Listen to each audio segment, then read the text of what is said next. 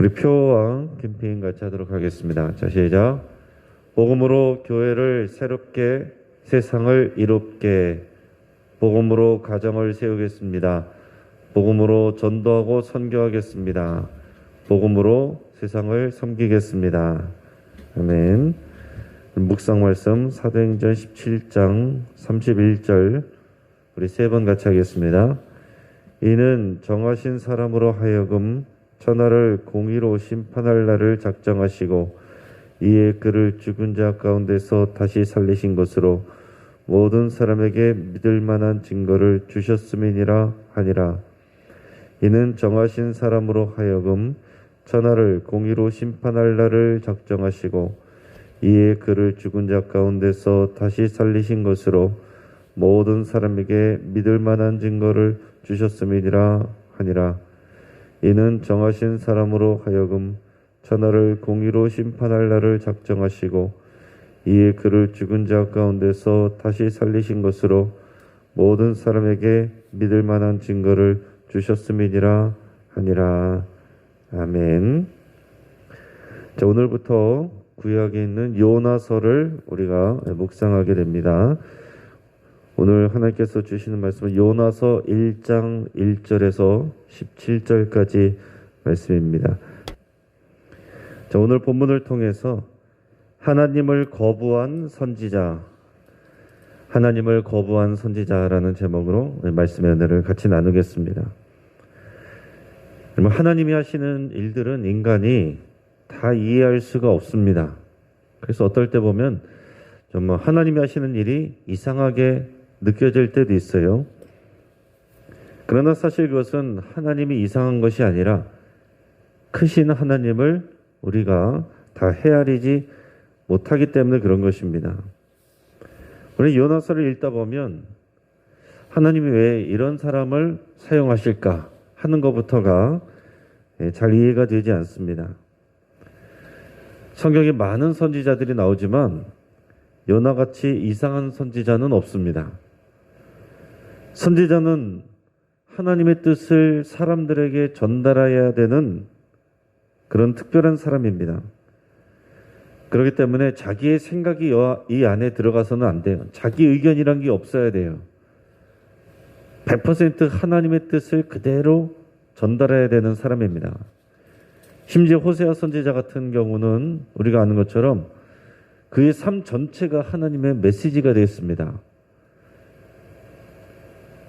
그래서 하나님은 호세아가 원래 결혼하려고 했던 사람이 아니라 하나님이 지정해주는 음란한 여인 고멜과 결혼하고 음란한 자식을 낳아서 도망간 음란한 여인을 또 붙잡아 와서 다시 사랑하고 품어줘야 되는 그의 삶 전체가 그런 메시지가 되는 그런 삶을 살아야 됐습니다.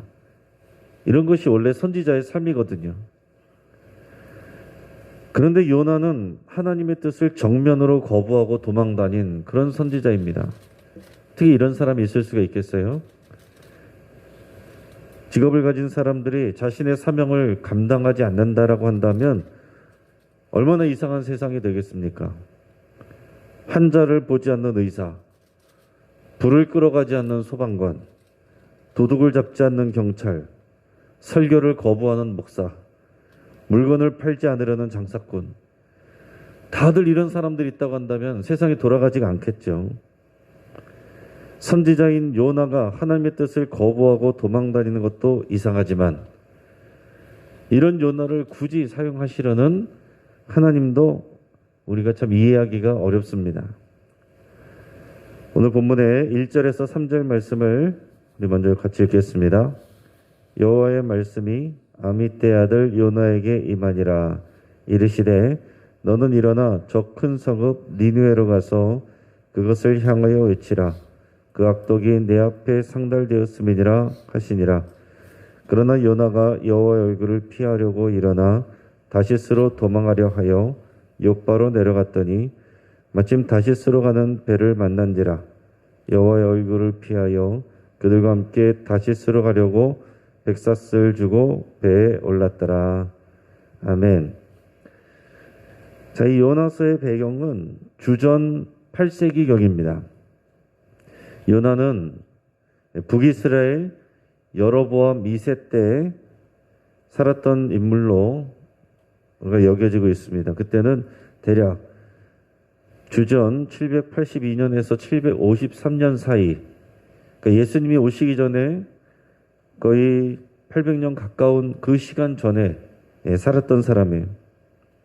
어느 날 여호와의 말씀이 아미떼 아들 요나에게 임했습니다. 너는 일어나 저 큰 성읍 니느웨로 가서 그것을 향하여 외치라. 그 악독이 내 앞에 상달되었음이니라.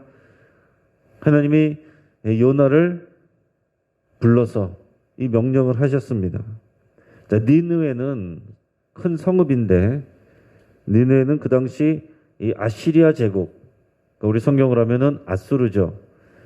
이 아수르의 성읍인데, 이제 장차 얼마 후면 그 아수르의 수도가 되는 그런 중심 도시입니다.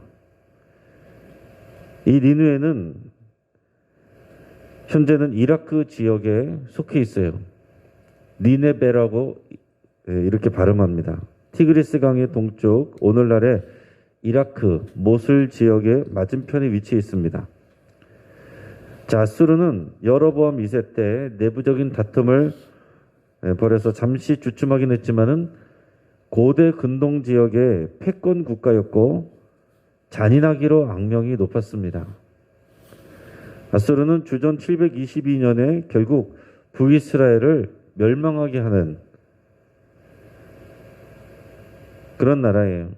그래서 북이스라엘에게 아수르는 마치 조선 사람들에게 일본 제국을 보게 되는 그런 마음과 같은, 그런 대상과 같은 그런 나라입니다. 그런데 니느웨에 악이 가득해서 하나님이 요나에게 가서 외치라 라고 하시는 것, 그 내용이 뭐겠습니까? 하나님의 심판이 임한다라는 거예요. 자, 그런데 하나님의 심판이 임한다라고 해서 전하면 됐는데 왜 요나가 이것을 싫어하겠습니까? 자, 그런데 하나님의 뜻을 요나가 이해를 하기 때문에 그래요. 하나님의 심판을 그곳에 전달한다고 했을 때 그 본뜻은 뭐냐면 그 심판의 메시지를 듣고 그들이 회개하기를 원하시는 게 하나님의 마음이거든요. 회개하여서 하나님의 심판과 저주가 그들에게 임하지 않도록 그들이 회개하게 하는 것, 그게 하나님의 뜻입니다. 그래서 구원의 은총을 그들에게도 주고자 하시는 것이 하나님의 뜻이란 말이죠.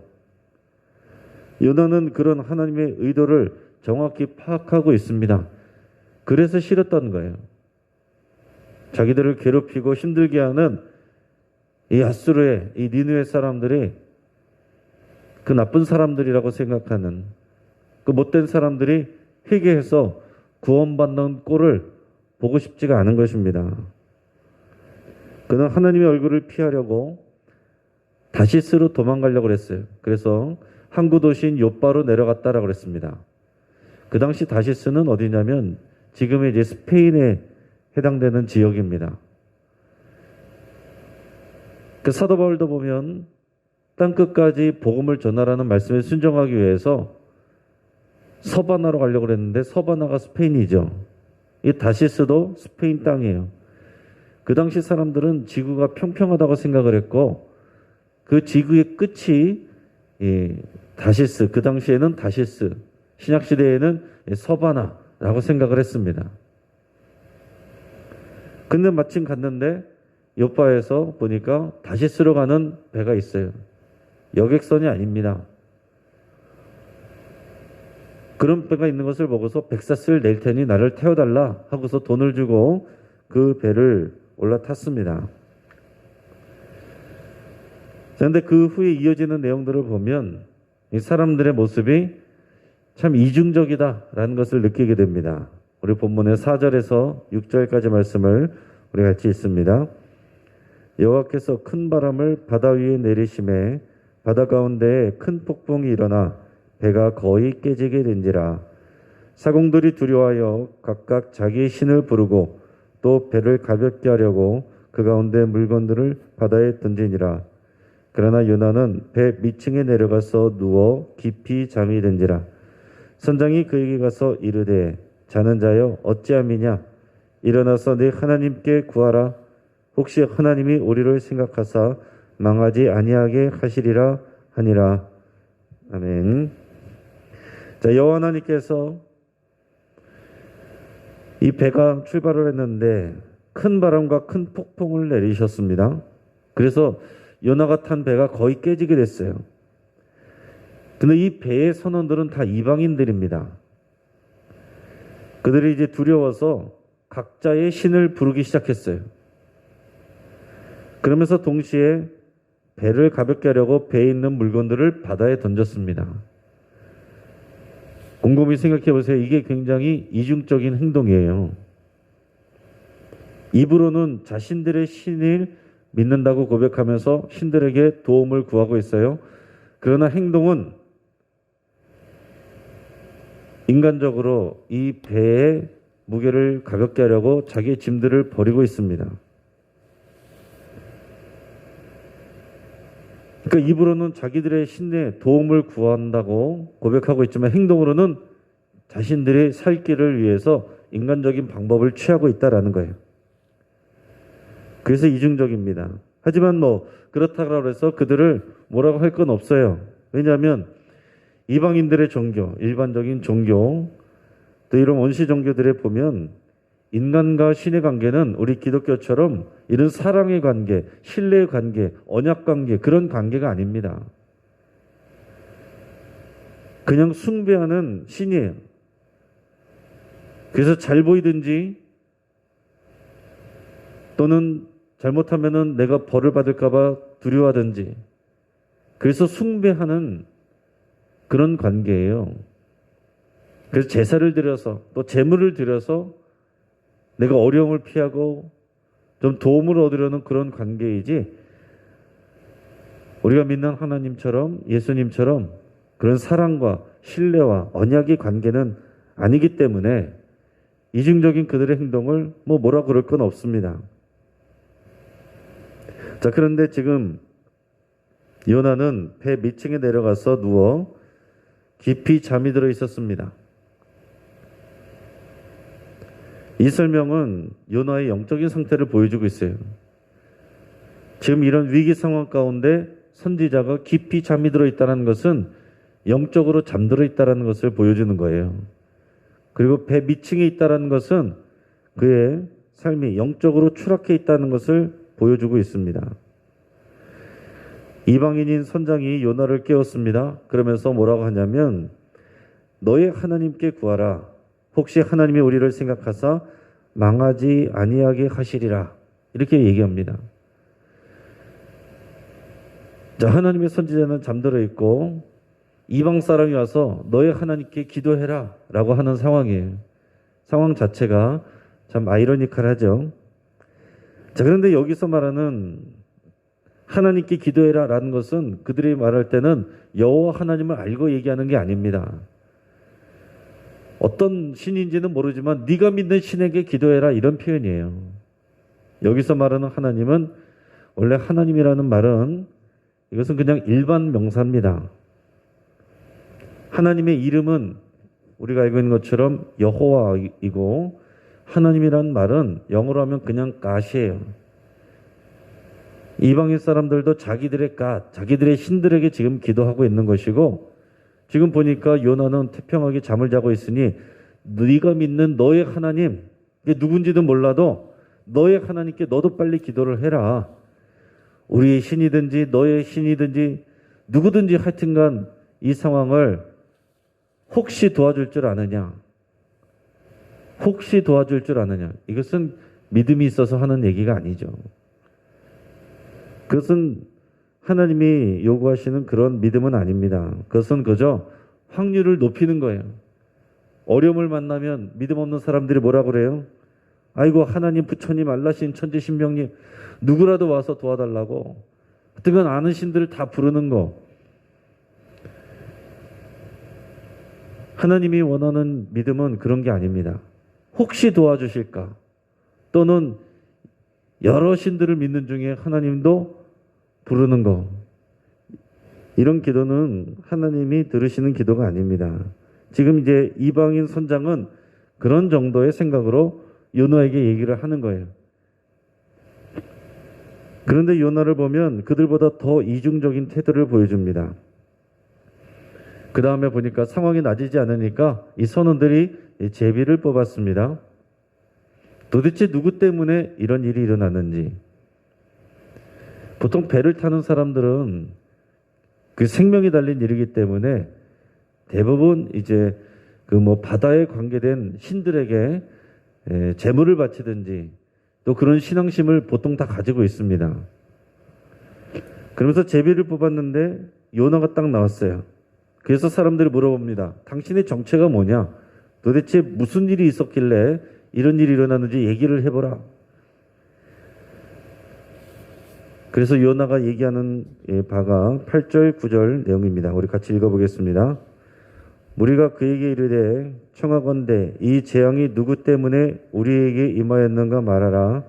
내 생업이 무엇이며 네가 어디서 왔으며 네 나라가 어디며 어느 민족에 속하였느냐 하니 그가 대답하되 나는 히브리 사람이요 바다와 육지를 지으신 하늘의 하나님을 경외하는 자로라 하고. 자, 요나는 자신이 히브리 사람이다 이렇게만 간단히 얘기합니다. 그리고 나서는 자신이 믿는 하나님이 어떤 분이신지를 설명을 해요. 바다와 육지를 지으신 하나님이시다. 천지를 창조하신 하나님이시다. 그러면서 천지를 지으신 이 하나님 여호와를 경외하는 자다. 자기 자신을 그렇게 고백합니다. 나는 이 천지를 만드신 여호와를 경외하는 자다. 그런데 여러분 보세요.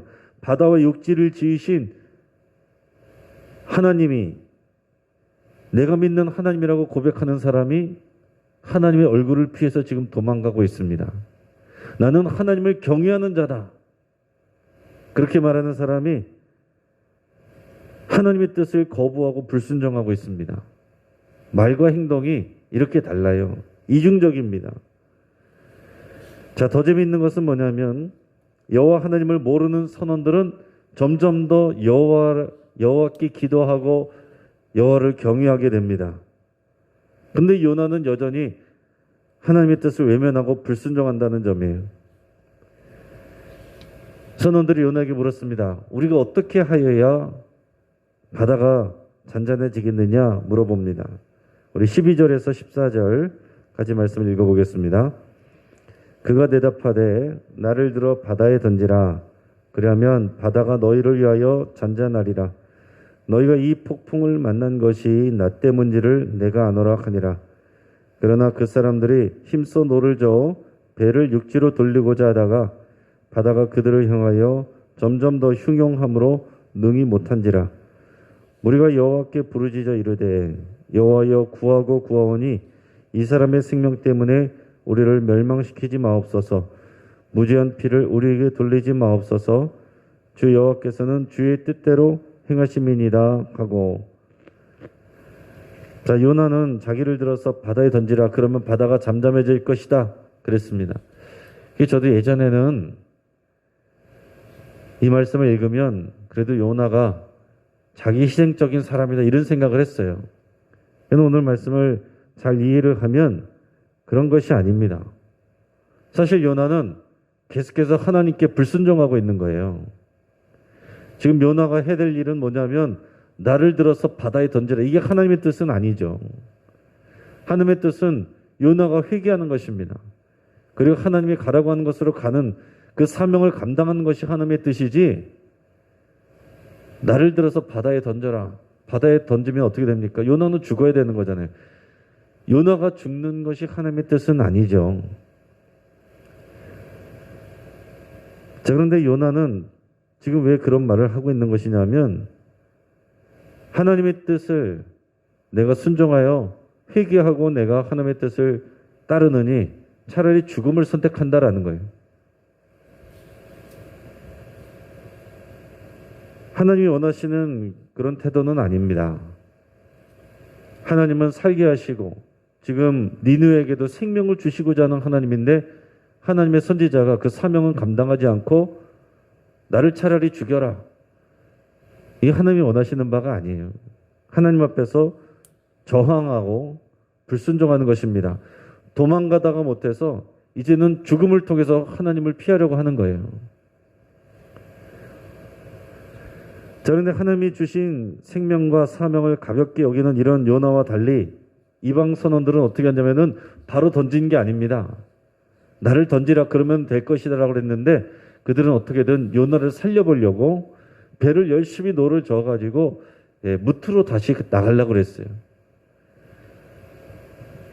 지금 생명을 전해야 되는 선지자는 날 차라리 죽여라, 죽음을 선택하는데 이 이방인 사람들은 오히려 이 요나를 살리려고 어떻게든지 노력을 하고 있다라는 얘기입니다. 그런데도 바다가 더 흉흉해지니까 그 선원들이 하나님께 부르짖었어요.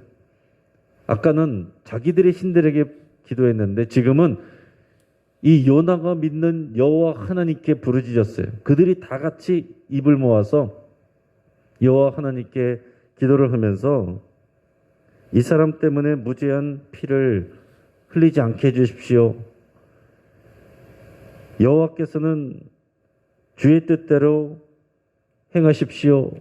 이렇게 하나님께 기도를 하면서 할 수 없이 요나를 바다에 집어 던지게 됩니다. 우리 15절 16절 우리 같이 읽겠습니다. 요나를 들어 바다에 던짐에 바다가 뛰노는 것이 곧 그친지라.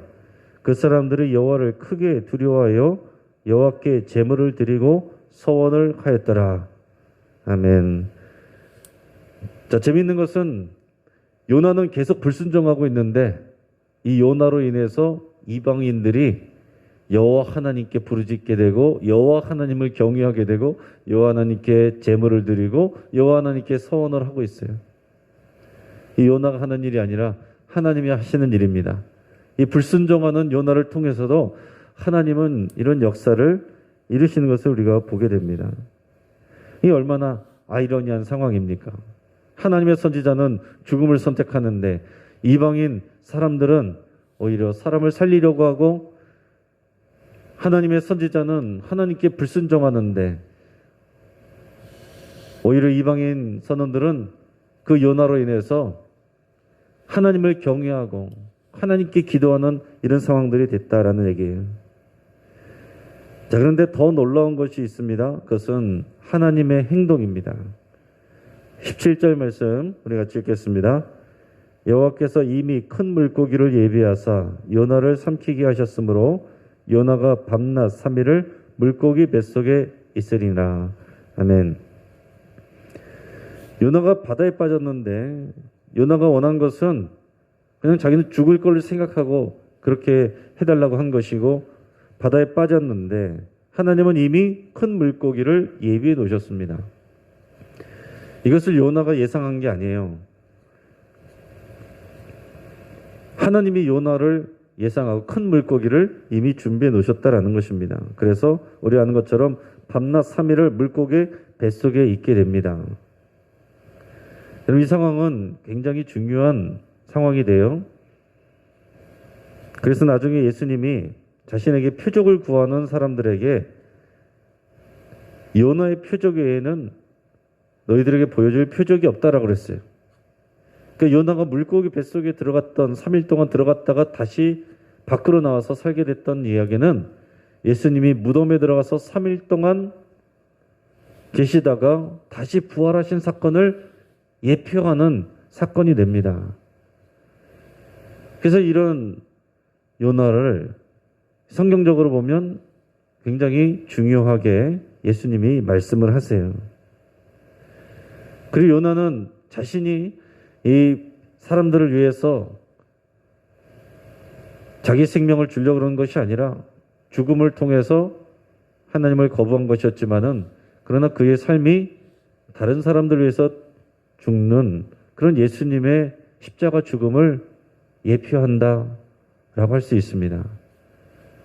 그 요나에 뛰어난 것이 아니라 하나님은 이 사건을 통해서 예수 그리스도의 구원의 사건과 부활을 이미 미리 보여주고 계신다라는 거예요. 우리가 주목해야 될 것은 이 큰 물고기가 요나에게는 하나님의 은총이었다는 사실입니다. 요나는 죽음을 생각하고 바다에 던져달라고 그랬는데 그냥 바다에 빠졌다면 요나는 당연히 죽었을 것입니다. 그런데 이 큰 물고기가 삼켰기 때문에 요나가 살 수 있었던 거예요. 큰 물고기에 잡혀 먹었으면 사실은 죽는 것이 마땅한데 3일 만에 그 물고기 뱃속에서 나와서 다시 살게 되는 것, 이게 다 하나님의 은혜이고 은총입니다. 물고기 뱃속에 잡혀먹게 돼서 있게 된 것은 오히려 하나님께서 그를 살리시는 구원의 은총이다라는 거예요. 죽겠다고 자포자기한 요나를 하나님이 다시 살리신 것입니다. 여러분 꼭 기억해야 되는 것은 우리에게 숨이 붙어 있는 한 하나님이 주시는 사명이 있는 것입니다. 하나님이 주시는 사명에는 은퇴가 없습니다. 제 말씀을 정리하겠습니다. 하나님은 항상 우리의 생각과 계획을 뛰어넘으십니다.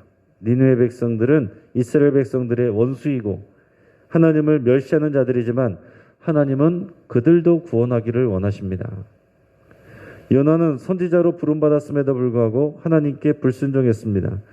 하나님에게서 멀리 도망치려고 했고 입술로는 하나님을 경외한다고 말하면서도 죽음으로 하나님에게서 더 멀리 도망가려고 했습니다. 그의 말과 행동은 이방인 선원들보다 더 이중적이었어요. 그럼에도 불구하고 하나님은 요나를 사용하기 원하셨습니다. 하나님은 이미 큰 물고기를 준비하셔서 요나를 삼키게 하십니다. 그리고 3일 후에 토해내어서 살게 하셔요. 하나님이 작정하시면 불순종과 불신으로 말하고 행동하는 자들도 하나님께서 고쳐서 사명자로 사용을 하십니다. 그럼 오늘 중요한 것은 저와 여러분이죠. 우리는 무엇을 선택할 것인가예요. 고집을 부리다가 어려운 고난과 고통을 겪으면서 쓰임받을 것인가? 하나님께 사랑받고 복을 받으면서 순종할 것인가? 결국 하나님이 쓰시고자 하면은 우리가 쓰임을 받는데 거부하고 불순종하다가 매맞으면서 쓰임받을 수도 있고 우리가 자발적으로 사랑을 고백하며 순종하여서 칭찬받고 은혜받고 복받으면서 쓰임받을 수가 있다라는 거예요. 어느 것을 선택하시겠습니까? 지금 우리는 어디에 있습니까? 지금 우리의 삶은 어디를 향해서 가고 있습니까? 우리가 생각하는 안전한 것인 다시 쓰입니까? 아니면 가기 싫어도 하나님이 가라고 하시는 사명의 장소인 니느웨입니까? 기도하겠습니다. 그럼 말씀을 붙잡고 함께 기도하겠습니다.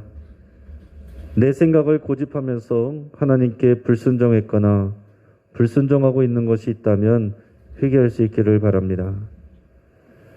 또 내 삶 가운데 말과 행동이 다른 이중적인 삶이 기억난다면 그것을 하나님 앞에 회개할 수 있기를 바랍니다. 그러나 나의 불순종에도 불구하고 나를 살리시고 은혜 주시고 사명 주신 우리 하나님께 감사드릴 수 있기를 바랍니다. 오늘 갈릴리 전도대를 위해서 같이 기도하시고 또 믿음으로 순종하는 자들을 통해 하나님의 구원의 역사, 구원의 은총이 임하기를 우리 예수 함께 기도하겠습니다.